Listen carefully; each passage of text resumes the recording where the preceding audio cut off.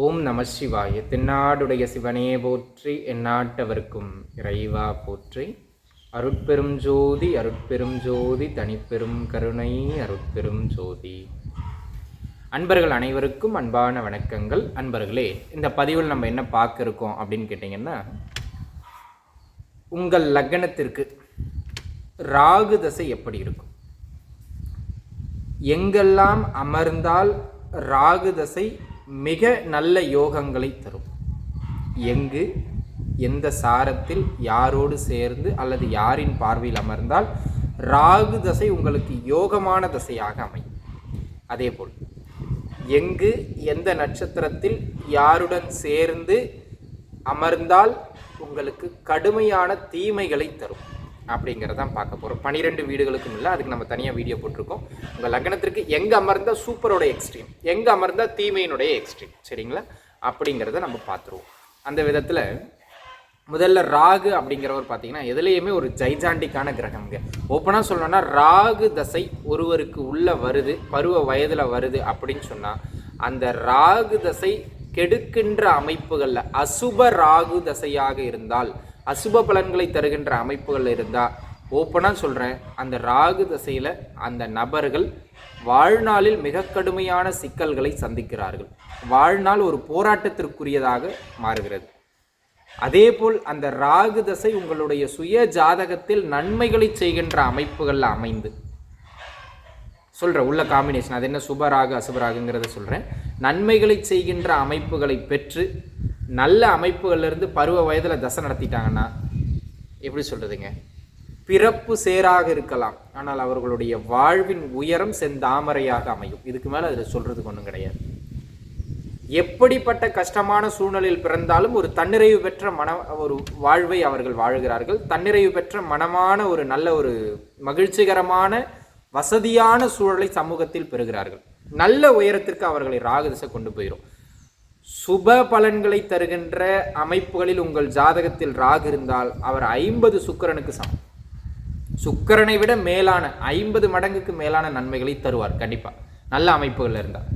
அதே போல் அவர் கெடுபலன்களை செய்கின்ற அமைப்புகள் இருந்தால், நீங்கள் சனின்னு பயந்து ஓடுறீங்க பாருங்க, அந்த சனியை விட 50 மடங்கு தீமையை செய்கிறவர் ராகு. ட்ரௌசரை கழட்டிட்டு ஓட விட்டுருவார், இருக்கிற இடம் தெரியாமல் பண்ணி விட்டுருவார், அசுப பலன்களை தருகிற அமைப்பில் இருந்தால். ஸோ உங்கள் ஜாதகத்தில் ராகு எப்படி இருக்கிறார் அப்படிங்கிறத உங்கள் சுய ஜாதகத்தை கையில் எடுத்து வச்சுங்க. இப்போ நான் சொல்கிற ஒவ்வொரு பலன்களையும் அதோட மேட்ச் பண்ணி உங்களுக்கு எத்தனை பாயிண்ட்ஸ் பொருந்தோ அதுக்கு ஏற்ற மாதிரி ராகு திசை நன்மை தீமை அப்படி தரும். இப்போ நான் சொல்கிற பலன்கள் எல்லாமே ஒரு 40% 50% பொருந்தும். மீதம் இருக்கிற 50% அது உங்கள் சுய ஜாதகத்தை வச்சு நீங்கள் பார்த்துக்கிடணும், சரிங்களா? ரைட். இப்போ பார்த்தீங்கன்னா முதல்ல சுபராகு அசுபராகு அது எப்படிங்க தெரிஞ்சுக்கிறது அப்படின்னு சொன்னால், உங்கள் ஜாதகத்தில் அவர் எங்கு வேணாலும் இருக்கட்டும் ராகு, இயற்கை சுப கிரகங்கள்னு சொல்லக்கூடிய குரு, சுக்கிரன், வளர்பிறை சந்திரன் அல்லது புதன், இந்த 4 பேருடைய தொடர்பில், அதாவது தொடர்புன்னா அவர்களோடு சேர்ந்திருக்கலாம் அல்லது அவர்களின் பார்வையில் இருக்கலாம். அப்படி இருந்துட்டார்னா அடிப்படையில் அந்த ராகுவுக்கு சுபராகுன்னு பேர், அதாவது நன்மைகளை தர கடமைப்பட்டவர் அப்படிங்கிறது பேருங்க. அதே போல் அந்த ராகு சனி, செவ்வாய், சூரியன் இவர்களின் தொடர்பை பெற்று இருந்துட்டார்னா அதற்கு அசுப ராகுன்னு பேருங்க, சரிங்களா? உள்ள இன்னும் சில டீட்டெயில்ஸ் இருக்குது, அது சொல்கிறேன். அடிப்படையில் இப்போ நான் உள்ள சொல்லும்போது ஒவ்வொரு முறையும் சுபராகு அசுபராகுன்னு தான் சொல்லுவேன். சுபராகுன்னா நீங்கள் நினச்சிக்கிடணும், குருவோட தொடர்புலையோ சுக்கிரனோட தொடர்புலையோ வளர்பிறை சந்திரனோட தொடர்புலையோ இல்லை புதனோட தொடர்புலையோ இருக்கிறார். அசுபராகுனா நீங்கள் நினச்சிக்கணும் செவ்வாயோட சேர்ந்தோ அல்லது செவ்வாயின் பார்வையிலையோ, சனியோட சேர்ந்தோ அல்லது சனியின் பார்வையிலையோ, சூரியனோட சேர்ந்தோ அல்லது சூரியனுடைய பார்வையிலையோ அவர் இருக்கிறார் நீங்கள் மைண்டு கொண்டு வந்துக்கணும். அப்போ தான் உங்களுக்கு பலன்கள் புரியும். அந்த விதத்தில் 12 லக்னங்களுக்கும் நம்ம இப்போ பலன்களை பார்க்க போகிறோம். அதில் ஒவ்வொரு லக்னமாக பார்த்துருவோம். உங்கள் லக்னத்திற்கு ராகு தசை எப்படி இருக்கும் அப்படிங்கிறத நம்ம டீட்டெயில்டாக பார்ப்போம். கும்ப லக்னம் ஒரு அமைதியான லக்னம், ஒரு ஆழமான அமைதியை கொண்ட லக்னம். ஆனால் கடுமையான குழப்பவாதிகளும் கூட, நல்ல பக்திமான்கள், எப்போவுமே ஒரு நிதானத்தன்மையை மேற்கொள்வது இவர்களுடைய இயல்பு. இப்படிப்பட்ட கும்ப லக்னக்காரர்களுக்கு ராகு திசை எங்கு அமர்ந்து தசை நடத்தினா ரொம்ப சூப்பராக இருக்கும் அப்படிங்கிறத முதல்ல பார்த்துருவோம். 12 வீடுகளிலும் ராகு நன்மைகளை தருவார், தீமைகளையும் தருவார், அதில் மாற்றம் இல்லை. முதல்ல நன்மைகள் எங்கிருந்தோ ரொம்ப அதிகமாக இருக்கும் அப்படிங்கிறத பார்க்க இருக்கும். கும்ப லக்னத்திற்கு உங்கள் வீட்டிற்கு லக்ன வீட்டிற்கு 3ஆம் இடமான மேஷத்தில் ராகு அமர்வது அப்படிங்கிறது ரொம்ப சிறப்பு. மேஷத்தில் அமர்ற ராகு குறிப்பாக பரணி நட்சத்திர சாரம் பெற்றுட்டார்னா ரொம்ப ரொம்ப சிறப்பான அமைப்பு, நல்ல உயர்நிலை பலன்களை அந்த தசை தந்தே தீரும். அப்படியே அங்கிருந்து லக்னத்திற்கு 6ஆம் இடமான கடக வீட்டில் அமருகின்ற அந்த ராகு எந்த நட்சத்திர சாரம் பெற்றாலும் நன்மை உண்டு. அதில் குறிப்பாக புனர்பூச நட்சத்திரத்தில் அமர்றது அப்படிங்கிறது மிகப்பெரிய உயர்நிலை. அதனை அடுத்த அமைப்பாக கேட்டை நட்சத்திரமும் ஆயில்ய நட்சத்திரத்திலையும் பூச நட்சத்திரத்திலையும் அமர்றார். சனி புதனின் நட்சத்திரத்திலே அமருகின்ற பொழுது நன்மையும் உண்டு தீமையும் உண்டு, கலந்த பலன்கள் உண்டு. ஆனால் பெரும்பான்மையாக நன்மைகளை தருவார். சரிங்களா? அதாவது இப்போ உதாரணத்துக்கு பூச நட்சத்திரத்தில் அமர்றார் அப்படின்னு இருந்து சனி 6, 8, 12 இல்லாமல் இருந்தாலும், புதனின் ஆயில்ய நட்சத்திரத்தில் அமர்ந்து புதன் 6, 8, 12 இல்லாமல் இருந்தாலும் அந்த தசை மிகப்பெரிய உயர்நிலைகளை தந்தே தீரும். ஆனால் புனர்பூசத்தில் கடகராசியில் அமர்ந்துட்டார்னா அந்த தசை உறுதியாக வேலை, வருமானம், பொருளாதாரத்தில் உயர்நிலையை தந்தே தீரும். சரிங்களா?